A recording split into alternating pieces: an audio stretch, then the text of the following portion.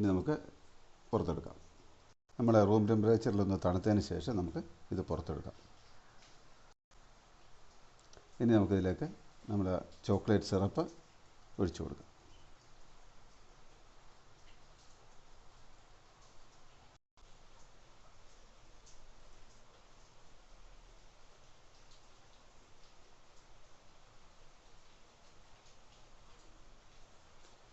ഇത് നമുക്ക് 1 മണിക്കൂർ ഒന്ന് ഫ്രിഡ്ജിൽ വെച്ച് തണുപ്പിച്ചിട്ട് നമുക്ക് കട്ട് ചെയ്തെടുക്കാം. ഇങ്ങനെ നമ്മുടെ ചോക്ലേറ്റ് കേക്ക് റെഡി ആയിട്ടുണ്ട്. നല്ല ഗ്ലേസിംഗ് ഉള്ള നല്ല സൂപ്പർ കേക്ക് ആയിട്ടുണ്ട്.